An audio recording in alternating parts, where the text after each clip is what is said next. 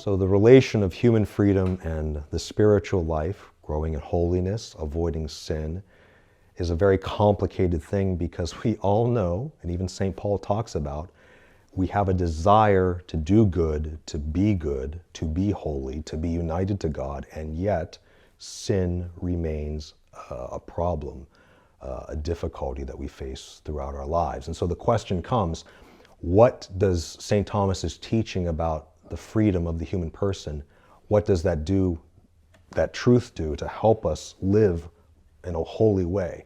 Does it help us? And the answer is yes, it helps us quite a bit.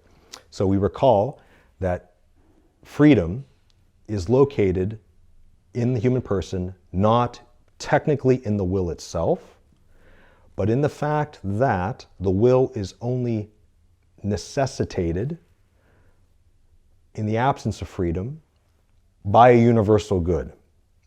Only something that is good under every aspect compels the will necessarily to move toward it as a good end. So everything that is not seen by the intellect as good in every aspect will not necessitate the will to draw toward it. And this, interestingly, includes God, this side of heaven. So for the normal Christian experience, we know God is good, we love God, but there's aspects in which we see God as desirable, His mercy, His power, He's our Creator. But there are other aspects where even the saints see God as not totally desirable.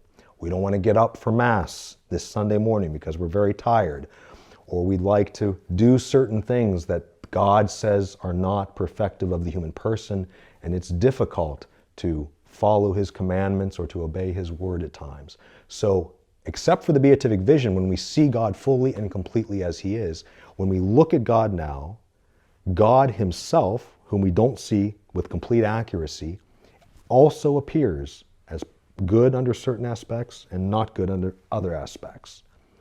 And so when we look at our lives and we look at the nature of freedom, we can ask, well, what makes us choose something? What makes us intend something? What kinds of good draw us with greater surety, strength, immediacy, and fervor?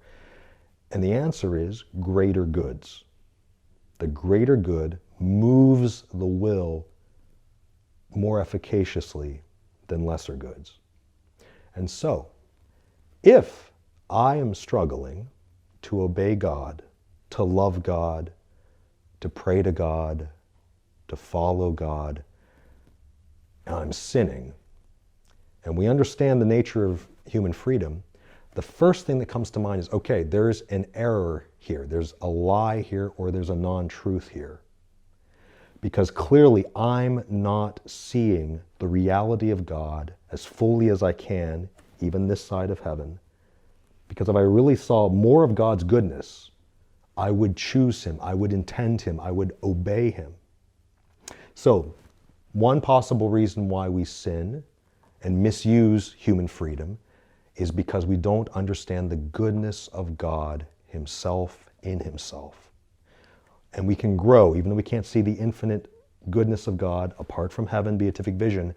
The whole of the Christian life is growing in faith, hope, and love, and seeing more of God's goodness.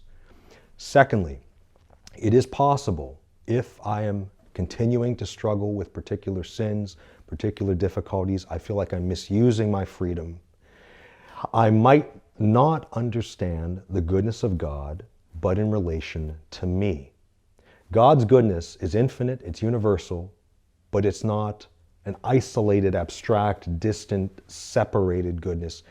God is an infinitely good God who loves me, who loves you. And so this is a goodness for you, given for you, offered for you, to you. And so when we struggle with following God, misusing human freedom, not growing in holiness, it ultimately comes down, in principle, to either misunderstanding the goodness of God in Himself, or of misunderstanding the goodness of God, which is a goodness given to us, in relation to us.